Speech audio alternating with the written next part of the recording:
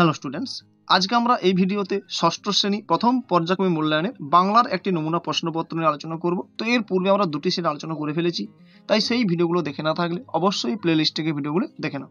কারণ এই সাজেশনগুলো যদি তোমরা ফলো করো তাহলে অবশ্যই তোমরা পরীক্ষাতে প্রশ্নগুলো পেয়ে যাবে। তাই ভিডিওগুলো মনোযোগ সহকারে দেখতে থাকো এবং তোমাদের বন্ধুদের মধ্যে শেয়ারও করে দাও, যাতে তারাও দেখে উপকৃত হতে পারে। তো তোমাদের 30 নম্বরের পরীক্ষা হবে এবং সময় থাকবে 1 ঘন্টা।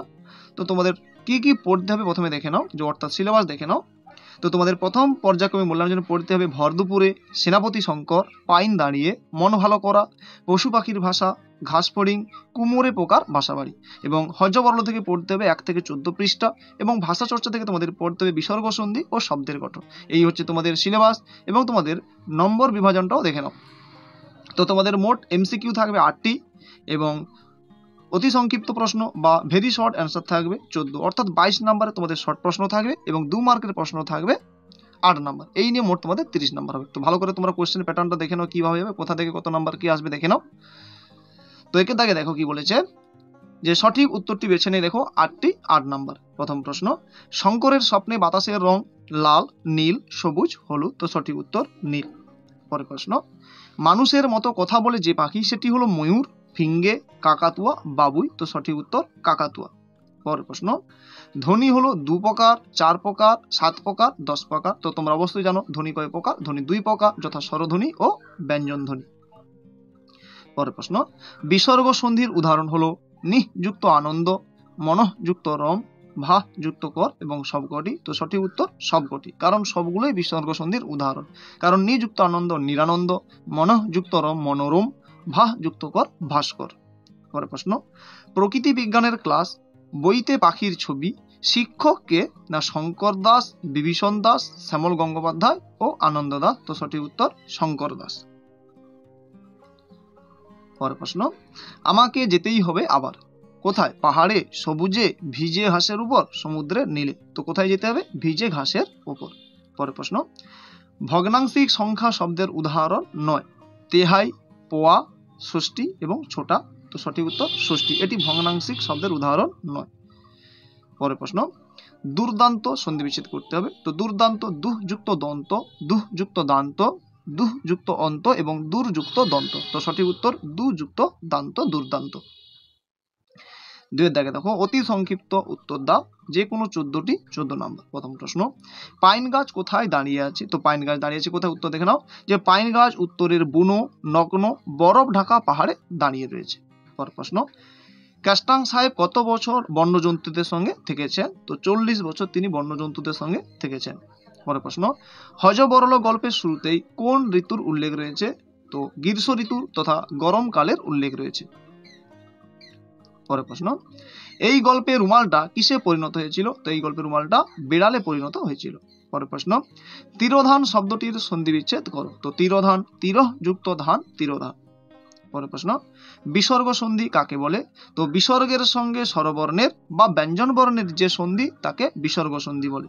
যেমন দেখো, পুরহ যুক্ত কার, পুরস্কার।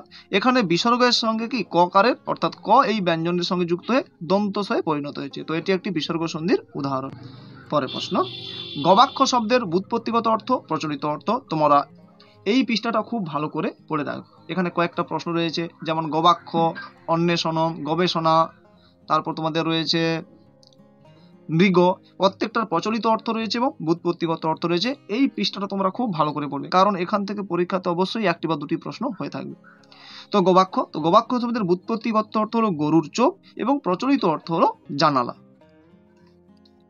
পরের প্রশ্ন, বাচ্চাদের জন্য খাদ্য সঞ্চিত রেখে সে খালাস, সে কে? তো সে বলতে এখানে কুমোরে পোকার কথা বলা হয়েছে। পরের প্রশ্ন, রাখাল গাছের তলায় শুয়ে কি দেখছে? তো রাখাল গাছের তলায় শুয়ে দেখছে মেঘগুলি আকাশকে ছুঁয়ে যাচ্ছে। পরের প্রশ্ন, সেটি হচ্ছে না, সে হওয়ার জো নেই, বক্তা কে? তো এটা তোমরা নিশ্চয়ই জানো যে হযবরল থেকে নেওয়া হয়েছে এবং এটির বক্তা হলেন বিড়াল। এবং কার কথা বলেছেন? গেছো দাদার কথা বলেছেন। পরের প্রশ্ন, হযবরল গল্পে গল্পকথক কোথায় চুপচাপ শুয়েছিল? তো গাছের তলায় তিনি চুপচাপ শুয়েছিলেন। পরের প্রশ্ন, বিসর্গ সন্ধির ফলে বিসর্গটি কোন কোন ধ্বনিতে পরিণত হতে পারে? খুব গুরুত্বপূর্ণ কিন্তু এই প্রশ্নটা। তো বিসর্গ সন্ধির ফলে বিসর্গটি ও, দন্তস, তালব্য স, মূর্ধন্য স এবং র প্রভৃতি ধ্বনিতে রূপান্তরিত হতে পারে। পরের প্রশ্ন, সন্ধি বিচ্ছেদ করো নিরবধি। তো নিরবধি সন্ধি বিচ্ছেদ করলে নিহ যুক্ত অবধি সমান নিরবধি। পরের প্রশ্ন, মৌলিক শব্দের সঙ্গে যৌগিক শব্দের একটি পার্থক্য লেখো। তো মৌলিক শব্দকে ভাঙলে আর কোনো অর্থযুক্ত শব্দাংশ পাওয়া যায় না, কিন্তু যৌগিক শব্দকে ভাঙলে অর্থযুক্ত শব্দাংশ বা খণ্ড পাওয়া যায়। পরের প্রশ্ন, একটি অপরিবর্তিত যৌগিক শব্দের উদাহরণ দাও। তো একটি অপরিবর্তিত যৌগিক শব্দ হলো পাঠক। পর ধাতুযুক্ত অক করে হয় পাঠক। পরের 3 দাগে দেখো, যে কোনো 4টি প্রশ্নের উত্তর দাও। 4 দুগুণে 8 নম্বর। প্রথম প্রশ্ন, মাকড়সা দেখলেই কুমোরে পোকা কি করে?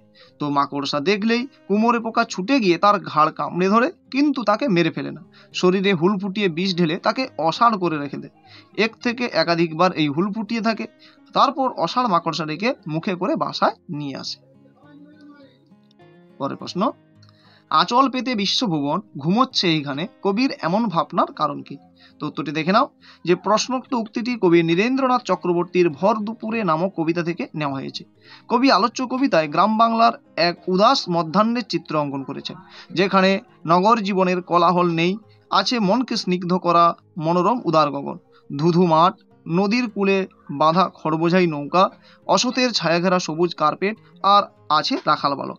এখানে সময় যেন থমকে দাঁড়িয়ে আছে, গৃহস্থরা দুপুরবেলায় নিদ্রায় আচ্ছন্ন।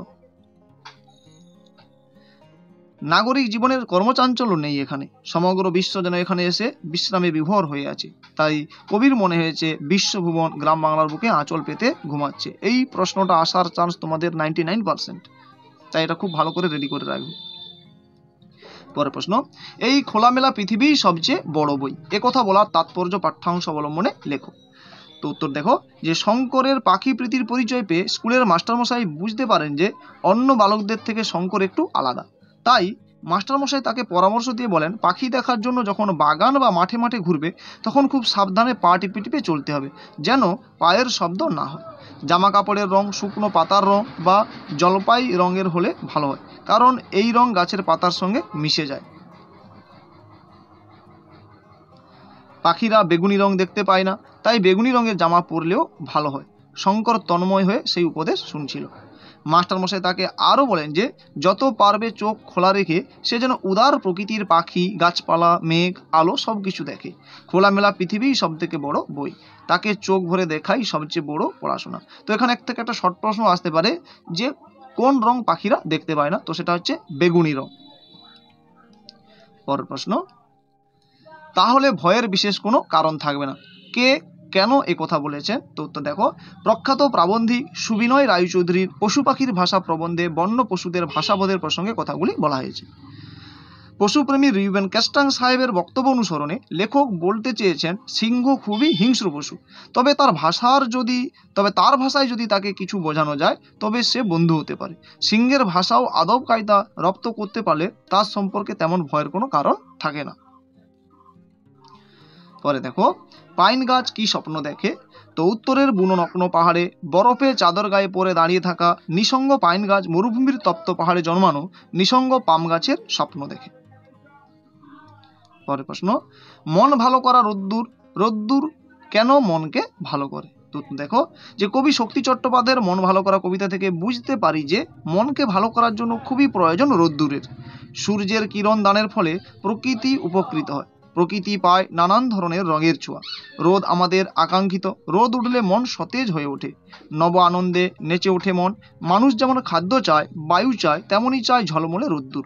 রোদের মধ্যে লুকিয়ে থাকে সূর্যের দান, সুতরাং তা মনকে তৃপ্তি দেয়, মনের কালিমা দূর করে। এইভাবে রোদ্দুর মনকে ভালো করে। তো এই হচ্ছে আজকের ভিডিও। পরবর্তী ভিডিওতে আমরা একটি পরবর্তী সাজেশন নিয়ে আলোচনা করব, তাই চ্যানেলটিতে নতুন হলে অবশ্যই চ্যানেলটিকে সাবস্ক্রাইব করে নাও এবং ভিডিওটি তোমার বন্ধুদের মধ্যে একটি লাইক দিয়ে শেয়ার করে দাও। তো আজকের ভিডিওতে এই পর্যন্ত, পরবর্তী ভিডিওতে আমরা পরবর্তী সাজেশন নিয়ে আলোচনা করব। ধন্যবাদ।